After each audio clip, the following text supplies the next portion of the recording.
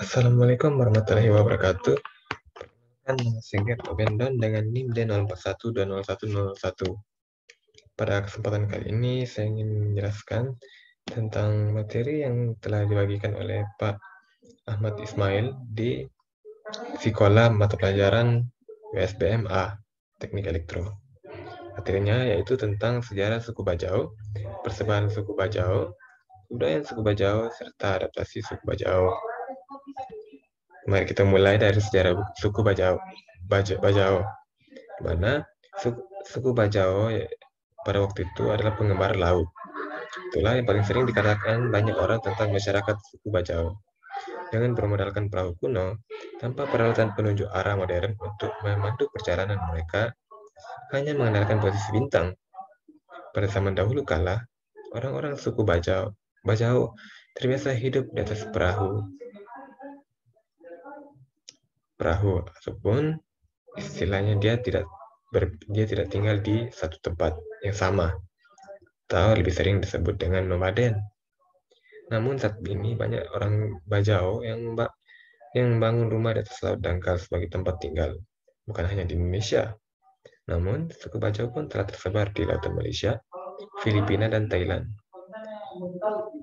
Di Indonesia, mereka tersebar di Kalimantan Timur, Kalimantan Selatan, Sulawesi Selatan, dan Sulawesi Tenggara, serta negara-negara timur lainnya. Sejarah mengatakan suku ini berasal dari Kepulauan Sulu di Filipina Selatan yang hidup di lautan lepas, hingga membawa mereka masuk ke negara tercinta ini, yaitu tanah air Indonesia. Suku ini memiliki berbagai sebutan seperti suku Bajau, Sama atau Same. Suku yang belum diketahui secara pasti asalnya ini terkenal dengan keadaannya menyelam ke dalam lautan yang dalamnya hingga 70 meter dalamnya. Hanya dengan sekali tarikan napas. Mereka sama sekali tak memerlukan baju khusus ataupun alat bantu pernapasan.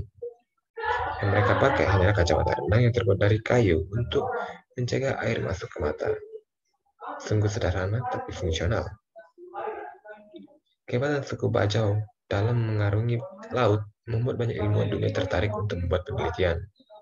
Salah satunya yaitu sekelompok ilmuwan dari University of Copenhagen dan University of California yang mencoba menguak misteri asal-usul kehebatan suku Bajau yang bermukim di Indonesia. Hal itu menyebutkan bahwa banyak orang suku Bajau ternyata lebih besar 50% dibanding manusia biasa pada umumnya. Alhasil, produksi oksigen di dalam darah orang Bajau akan lebih banyak karena besarnya ukuran limpa yang mereka punya.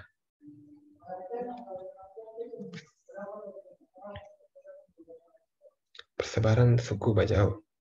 Nah, populasi suku Bajau di Indonesia sendiri yaitu kurang lebih dari 349.000 jiwa.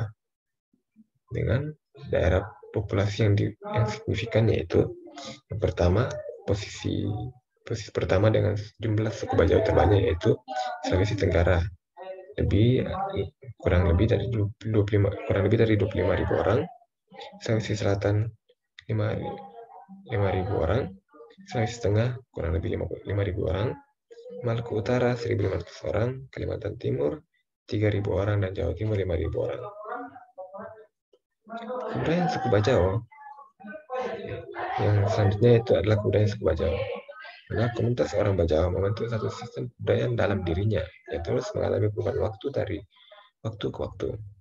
Sistem kebudayaan ini bersifat simbolik dan subjektif, sehingga kebudayaan dapat ditularkan dari satu sistem ke sistem lainnya, yakni dari sistem sosial yang satu ke sistem sosial lainnya. Talcott Parsons adalah bukunya Social System yang terbit pada tahun 1951 menyatakan bahwa sistem kebudayaan merupakan salah satu dari 3 model dari sistematisasi tindakan sosial, yakni kepribadian, sistem kebudayaan yang berorientasi pada sistem nilai, dan sistem sosial. Definisi Parsons menegaskan bahwa sistem kebudayaan yang berada di puncakan sistem tindakan masyarakat. Sehingga dari sistem tersebut terjadi proses dekonstruksi dan rekonstruksi nilai dan norma. Perubahan sistem budaya komunitas orang Bajau di Desa Mola dipengaruhi oleh lebih dari satu faktor, yaitu faktor dari alam komunitas orang Bajau yang memilih untuk berubah maupun bertahan dengan kondisi yang ada. Selain itu, ada pun faktor eksternal yang berperan penting dalam mengubah sistem kebudayaan orang Bajau. Ingin menyatakan bahwa konsep ruang waktu yang mengarahkan perhatian kepada keterlibatan lokal dan interaksi lintas jarak, sehingga globalisasi mengacu pada intensifikasi relasi sosial sedunia yang menghubungkan lokalitas yang saling berjauhan, sehingga peristiwa sosial dapat terbentuk. Parson melihat adanya pola yang konsisten antara sistem budaya yang berhubungan dengan kepribadian dan sistem sosial, sehingga dapat mempengaruhi aktor di dalam sistem sosial. Adaptasi suku Bajau. Yang pertama itu interaksi suku Bajau secara keseluruhan.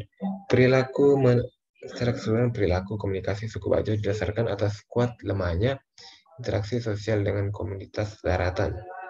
Semakin kuat suku Bajau berinteraksi dengan komunitas daratan, maka semakin besar juga munculnya perilaku komunikasi baru yang identik dengan komunitas daratan. Faktor yang mempengaruhi perilaku komunikasi suku Bajau dalam berinteraksi dengan komunitas daratan, yaitu tingkat pendidikan, pola-pola kehidupan seperti sistem kerabatan, pola tempat tinggal, dan pola perkawinan. Adapun bahasa, kesamaan agama, serta adanya kebutuhan dan adanya bentuk-bentuk interaksi sosial kerjasama, akomodasi, ataupun asimilasi.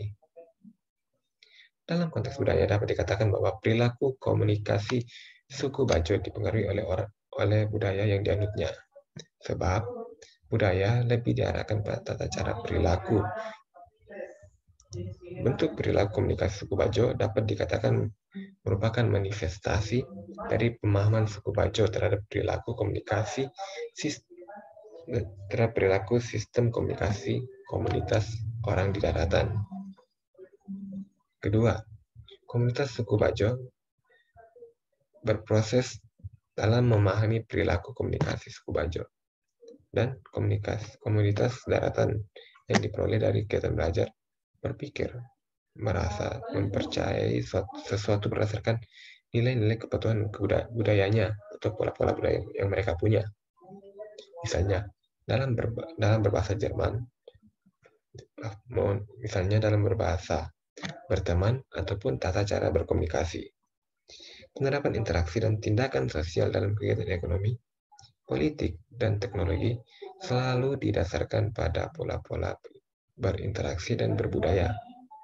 Dari uraian di atas, semakin memperjelas bahwa suku Bajau dalam kehidupannya senantiasa berinteraksi dengan komunitas daratan, baik di Indonesia maupun di negara lainnya, yang ditunjukkan dalam bentuk perilaku komunikasi, baik perilaku komunikasi verbal maupun nonverbal, perilaku komunikasi simbolik, perilaku komunikasi antar pribadi, perilaku komunikasi kelompok, dan perilaku komunikasi masa ke masa, yang ditampilkan dalam wujud tindakan sosial yang diatur, ide-ide, gagasan, nilai, norma-norma, serta peraturan-peraturan yang disebut dengan sistem budaya atau kebudayaan.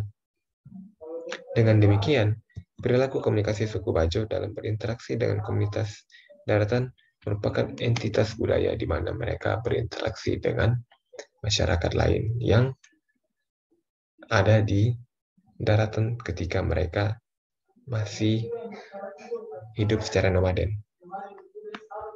Saya kira sekian dari saya.